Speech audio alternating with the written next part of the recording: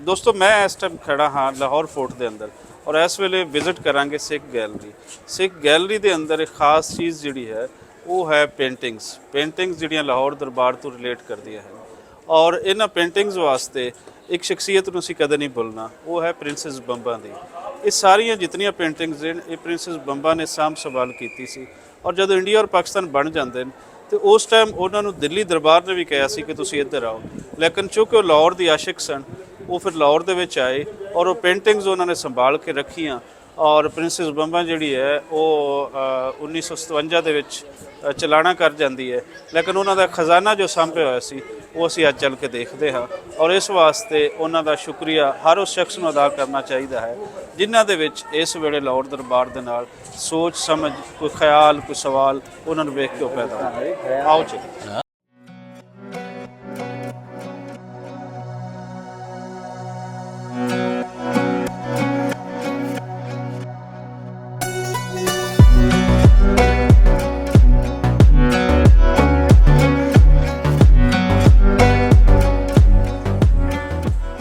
ਉਹ ਸੁਣਿਆ ਸੀ ਨਾ ਰੰਧਾਵਿਓ, ਔਖੇ ਪੈਂਡੇ ਤੇ ਲੰਮੀਆਂ ਨੇ ਰਾਹਾਂ ਇਸ਼ਕ ਦੀਆਂ।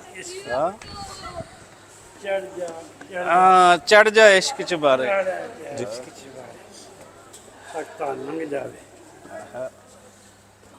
ਵਾਹ ਵਾਹ। ਲਓ ਜੀ महाराजा रंजीत सिंह साहब। आओ जी।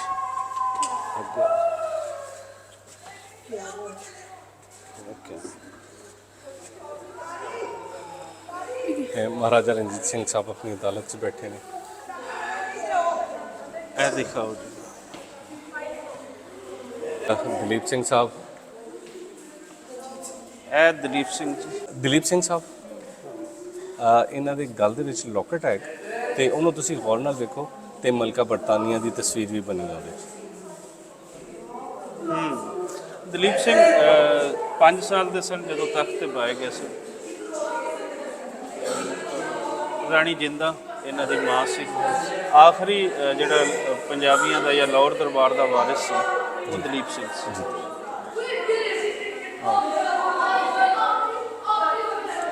ਇਹ ਜੀ ਸ਼ਹਿਜ਼ਾਦੀ ਬੰਬਾ ਵਾਲਾ ਬੰਬਾ ਜਿੱਦਾਂ ਮੈਂ ਜ਼ਿਕਰ ਕਰ ਰਿਹਾ ਸੀ, ਜਿਹਦੀ ਤੁਸੀਂ ਕਬਰ ਤੇ ਵੀ ਗਏ ਹੋ। ਹਾਂ ਹਾਂ, ਇਹ ਪੋਤੀ ਹੈ, ਇਹ ਬੇਟੀ ਹੈ ਦਲੀਪ ਸਿੰਘ ਦੀ ਔਰ ਪੋਤੀ ਹੈ ਮਹਾਰਾਜਾ ਰਣਜੀਤ ਸਿੰਘ ਦੀ। ਔਰ ਐਸ ਜੋ ਕੁਝ ਤੁਸੀਂ ਦੇਖ ਰਹੇ ਹੋ ਦਲੀਪ ਸਿੰਘ ਦੀ ਬੇਟੀ ਸਨ ਪ੍ਰਿੰਸੈਸ ਬੰਬਾ। ਇਹ 3 ਭੈਣਾਂ ਸਨ। ਇੱਕ ਇਹਨਾਂ ਦੀ ਭੈਣ ਦਾ ਨਾਮ ਸੋਫੀਆ ਸੀ।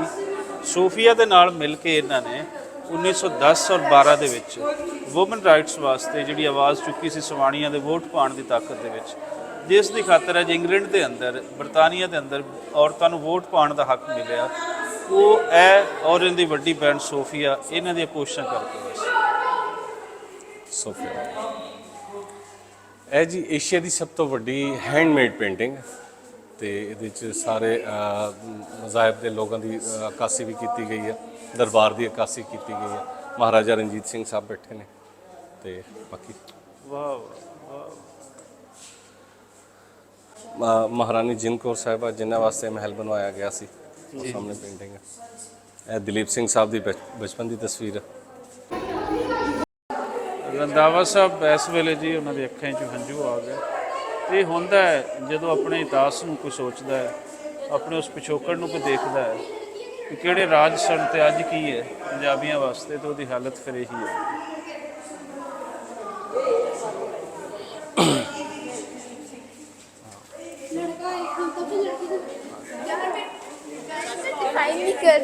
ਹਾਂ ਹਾਂ, ਇਹ ਰੁੱਤ ਹੈ ਜੀ ਮਹਾਰਾਜਾ ਰਣਜੀਤ ਸਿੰਘ ਸਾਹਿਬ ਨੂੰ ਦਿਖਾਇਆ ਗਿਆ ਸ਼ਿਕਾਰ ਖੇਡਦੇ ਪਹਾੜ ਦੇ ਉੱਤੇ। ਇਹ ਥੱਲੇ ਫੌਜ ਜਾ ਰਹੀ ਹੈ, ਇਹ ਨਾਲ ਘੋੜਿਆਂ ਤੇ ਇਹਨਾਂ ਦੇ ਸਿਪਾਹੀ ਨੇ। ਇਹ ਮੈਟਲ ਦਾ ਬਣਿਆ 35 kg ਦਾ ਜੀ ਤੇ ਇਹ ਅਕਾਸੀ ਕੀਤੀ ਗਈ ਹੈ। ਉਸ ਟਾਈਮ ਸ਼ਿਕਾਰ ਖੇਡਣ ਦਾ ਨਾ ਬੜਾ ਨਿਜ਼ਾਮ ਹੁੰਦਾ ਸੀ। ਬਾਦਸ਼ਾਹ ਸਲਾਮਤ ਸ਼ਿਕਾਰ ਵਾਸਤੇ ਨਿਕਲੇ ਨੇ ਤੇ ਸਾਈਡਾਂ ਤੋਂ ਫੌਜ ਜਾਂਦੀ ਸੀ, ਉਹ ਹਾਂਕਦੇ ਸਨ ਜਾਨਵਰਾਂ ਨੂੰ ਤੇ ਉਹ ਸਾਰੇ ਇਕੱਠੇ ਹੋਏ ਕੇ ਇੱਕ ਜਗ੍ਹਾ ਤੇ ਇਕੱਠੇ ਹੁੰਦੇ ਸਨ, ਫਿਰ ਸ਼ਿਕਾਰ ਖੇਡਿਆ ਜਾਂਦਾ ਸੀ। ਇਹ ਸਾਰੀ ਅਕਾਸੀ ਕੀਤੀ।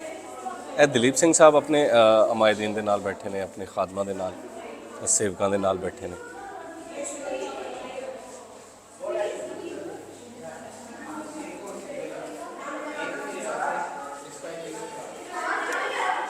ਦਲੀਪ ਸਿੰਘ ਸਾਹਿਬ ਦੀ ਜਵਾਨੀ ਦੀ ਤਸਵੀਰ ਆ ਤੇ ਲੋਕਟ ਹੁਣ ਵੀ ਉਹਨਾਂ ਦੇ ਉਹਦੇ ਮਲਕਾ ਬਰਤਾਨੀਆ ਦਾ ਉਹ ਹੈ ਵੇ। ਇਹ ਬਹਾਦਰ ਸ਼ਾਹ ਜ਼ਫਰ ਦੇ ਦੋਵੇਂ ਬੇਟੇ ਮਿਰਜ਼ਾ ਮੁਗਲ ਜਵਾਂ ਬਖਸ਼, ਇਹ ਬਹਾਦਰ ਸ਼ਾਹ ਜ਼ਫਰ ਆਖਰੀ ਮੁਗਲ ਬਾਦਸ਼ਾਹ। ਇੱਕ ਮਿੰਟ ਮੈਂ ਇਹ ਦੱਸੋ ਜੀ ਸ਼ੇਰ ਸਿੰਘ ਸਾਹਿਬ ਖੈਬਰ ਪਖਤੂਨਖਵਾ ਦੀ ਅਮਲਦਾਰੀ ਇਹਨਾਂ ਦੇ ਕੋਲ ਰਹੀ ਆ, ਸ਼ੇਰ ਸਿੰਘ ਸਾਹਿਬ ਦੇ ਕੋਲ।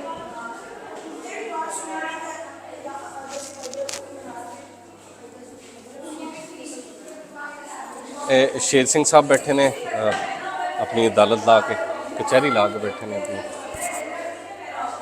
ਇਹ ਕਲਕੱਤਾ ਤੇ ਬਨਾਰਸ ਦੀਆਂ ਹੈ ਨੇ ਤਸਵੀਰਾਂ ਖਿਆਲੀ। ਇਹ ਗੁਲਾਬ ਸਿੰਘ ਡੋਗਰਾ ਸਾਹਿਬ, ਕਸ਼ਮੀਰ ਦੀ ਅਮਲਦਾਰੀ ਇਹਨਾਂ ਦੇ ਕੋਲ ਰਹੀ ਹੈ। ਇਹ ਦਿੱਲੀ ਕਿਲੇ ਦੇ ਵਿੱਚੋਂ ਅਕਾਸ਼ੀ ਕੀਤੀ ਗਈ ਤਸਵੀਰ ਬਣਾ ਕੇ। ਇਹ ਦਲੀਪ ਸਿੰਘ ਸਾਹਿਬ ਦੀ ਪਿਕਚਰ ਹੈ ਜੀ। ਇਹ ਖੜਕ ਸਿੰਘ ਸਾਹਿਬ ਦੀ ਪਿਕਚਰ ਹੈ।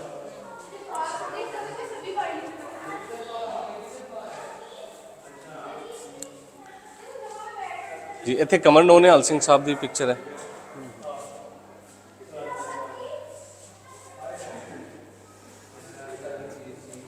ਕਮਰ ਨੋਨਿਹਾਲ ਸਿੰਘ ਸਾਹਿਬ।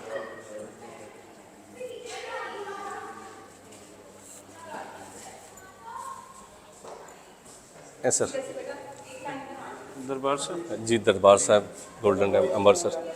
ਇਹ ਇਹਦੀ ਜਦੋਂ ਬੁਨਿਆਦ ਰੱਖਣੀ ਸੀ ਤੇ ਗੁਰੂ ਅਰਜਨ ਦੇਵ ਜੀ ਨੇ ਮੀਆਂ ਮੀਰ ਸਰਕਾਰ ਰਹਿਮਤੁल्लाह ਅਲੈਹ ਨੂੰ ਬੁਲਵਾ ਕੇ ਉਹਨਾਂ ਦੇ ਹੱਥੋਂ ਰਖਵਾਈ ਸੀ।